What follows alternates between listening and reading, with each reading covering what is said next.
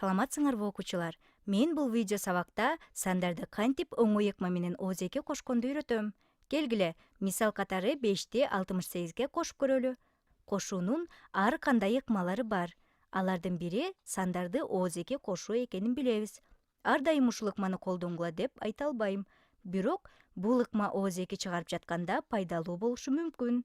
Мына 68 санын караганда мен ойлойм, бул санга 2-ни кошуп койсом 70 чыгат. Мен асмандан алып 2 коша албайм. Бирок бул жердеги 5 санын 3 жана 2 деп бөлүп алабыз. 2-ни 68ге кошуп, андан соң 3-тү кошсок кандай болот? Демек 5-ти 3 кошуу 2 деп жазып алабыз. Мага 2 керек болчу анткени. 2-ни 68ге оозеке кошуу оңой. Ошондо 5-тин ордуна 3 кошуу 2 деп жазып алып, 68ди кошобуз. Дагы бир жолу айта кетейин. 2-ни бөлүп алып чыкканымдын себеби 68ге кайсы санды кошсом 70 болот деп ойлоп 2-ни кошуу керек дедим. Келгиле, доскабызга 3 кошуу 2 кошуу 68 деп жазып алалы. Мына эми топтоштуруу жолу аркылуу 2-ни 68ге кошсок болот.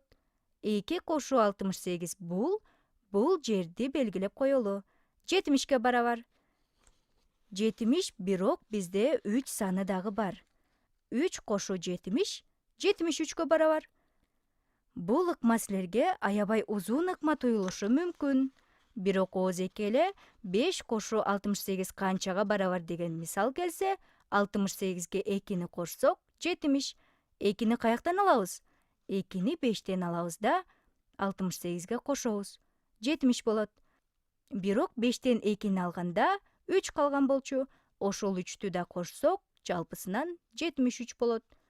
Ушул эле мисалды сан түз сызыгы менен да иштеп көрсөк болот. Келгиле, өзүбүзгө түз сызык чийип, бирдик кесиндилерди белгилеп алалы. Бул жерде 68 деп белгилеп, бул жерге 70ти жазалы. Биз 5ти кошуубуз керек болчу.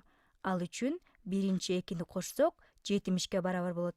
Демек 2-ни кошуп, бизде жалпы сан 70 чыкты.